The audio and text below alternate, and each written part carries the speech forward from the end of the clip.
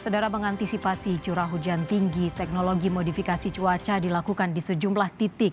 800 kg semayan garam telah disebar lewat udara di kawasan Selat Sunda.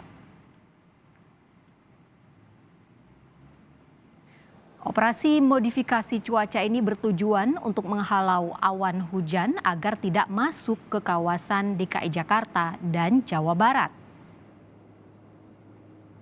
Awan akan dihalau agar lebih cepat menurunkan hujan di area perairan dan dihindarkan dari wilayah yang rawan banjir.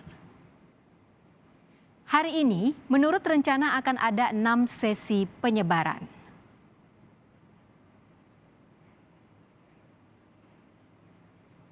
Akan melaksanakan operasi modifikasi cuaca dengan area Jawa Barat dengan DKI Jakarta. Untuk area pada sorti pertama tadi kita telah melaksanakan operasi modifikasi cuaca dengan membawa 800 kg garam di daerah Selat Sunda atau bagian barat dari Pulau Jawa.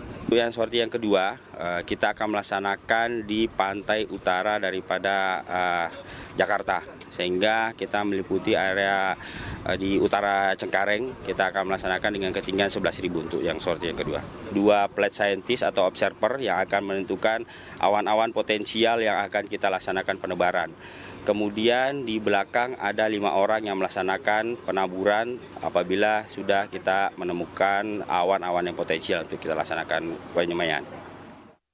Kita akan mencoba mencegat awan-awan yang terpantau dari radar BMKG ini bergerak masuk ke wilayah Jakarta dan wilayah Pantura. Sehingga kita jatuhkan lebih awal hujannya yang kalau secara natural, secara alami ini kalau tidak disemai dia bisa jadi jatuhnya di Jakarta, maka kita akan dahulukan. Nah, kita akan mencoba menjatuhkan di area laut.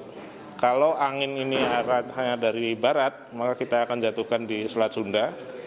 Tapi kalau angin dari arah selatan, maka kita akan jatuhkan di wilayah perairan selatan Sukabumi.